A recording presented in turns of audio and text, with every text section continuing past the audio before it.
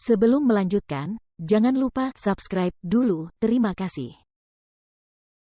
Bab 281, Aku memiliki seorang putri. Jordan benar-benar terpana karena Lauren adalah bos wanita cantik di kafe itu, yang pernah ditemuinya 3 kali di New York City beberapa waktu lalu. Dia adalah pemilik kafe nostalgia. Pada saat ini, Jordan tiba-tiba menyadari sesuatu. Kakak kedua Jordan, Jamie, sengaja meletakkan kunci Great Mountain Villas di sana untuk tujuan ini. Tiba-tiba, Jordan menjadi bingung. Karena Jamie sengaja mengatur agar Jordan dan Lauren bertemu di New York City, ini menunjukkan bahwa dia juga tahu tentang insiden yang menimpa Jordan di ruangan kecil dan gelap di medan perang Suriah. Jordan merasa malu atas kejadian itu dan dia tidak pernah menceritakannya kepada siapapun. Bagaimana Jamie tahu tentang itu? Mungkinkah Jamie lah yang mengirim Lauren ke ruangan gelap kecil itu hari itu? Itu bukan hal yang mustahil. Saudara laki-laki Jordan, Jamie, selalu menjadi pembuat onar terbesar dan orang yang paling gegabah dan sulit diatur di antara saudara-saudaranya. Mungkin, ia mengira Jordan sedang mengalami kesulitan di medan perang dan kebetulan bertemu dengan wanita cantik seperti Lauren di pinggir jalan, jadi ia memutuskan untuk memberikannya kepada Jordan dan membiarkannya bersenang-senang. Jamie paling suka melakukan hal-hal seperti itu. Dia berpikir keras tentang betapa mencurigakannya keadaan ketika dia tiba-tiba diserang di base camp di medan perang. Jordan berjalan menuju Lauren dan putrinya, melangkah selangkah demi selangkah. Sebelumnya, dia terpesona oleh kecantikan Lauren dan sengaja menyeret adiknya. Namun, dia tidak pernah menyangka bahwa wanita yang sangat menawan ini telah lama tidur dengannya. Mengingat apa yang terjadi hari itu di ruangan kecil yang gelap, Jordan merasa sangat luar biasa. Jordan menatap Lauren dan bertanya, "Kau sudah tahu tentang hubunganku denganmu, bukan?"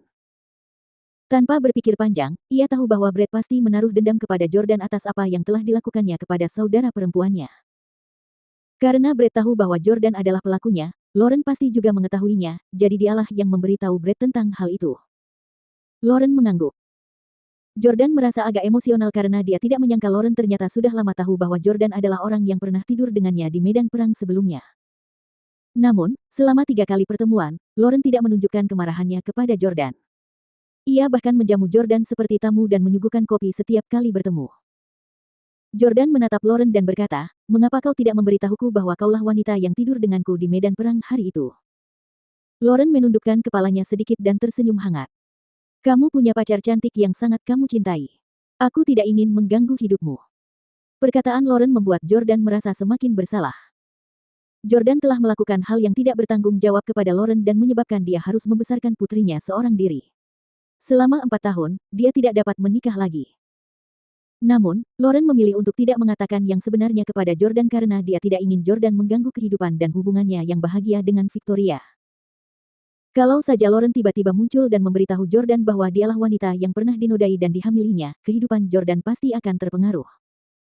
Hubungannya dengan Victoria juga akan terpengaruh. Lauren terlalu baik hati.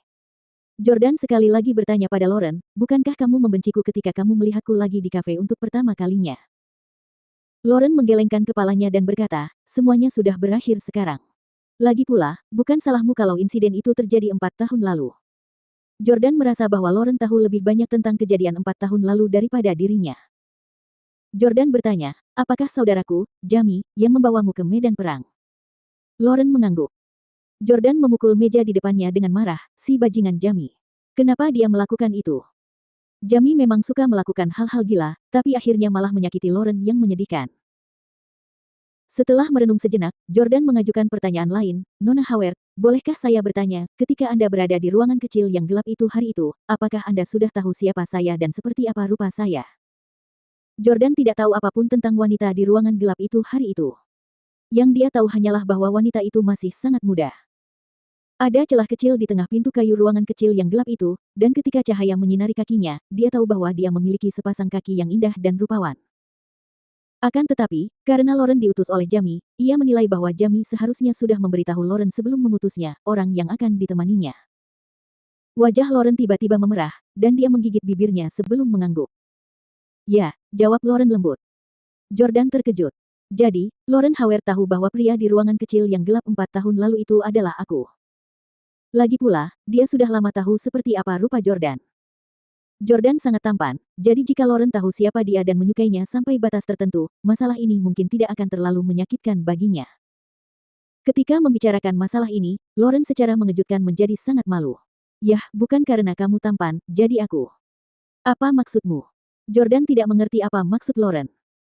Lauren tersipu malu dan berkata dengan panik, tidak ada apa-apa.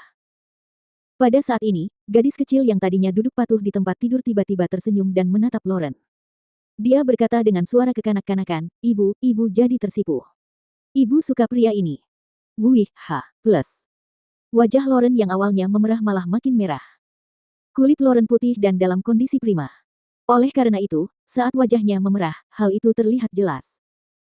Lauren buru-buru berkata kepada putrinya, jangan bicara omong kosong, sejak kapan aku? Gadis kecil itu sudah bisa bicara dengan bebas dan tidak tahu cara berbohong. Sambil tersenyum malu, dia berkata, ibu bilang kita cenderung tersipu hanya saat melihat seseorang yang kita sukai. Lauren dan Jordan tiba-tiba menjadi sangat canggung. Pada saat itu, Jordan juga menoleh ke arah gadis kecil itu, yang cantik dan bersuara merdu. Ia bertanya, apakah dia putriku?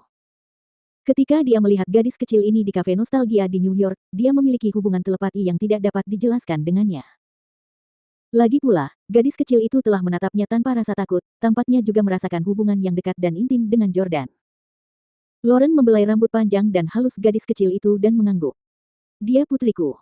Dia putriku. Aku punya seorang putri. Jordan sangat gembira.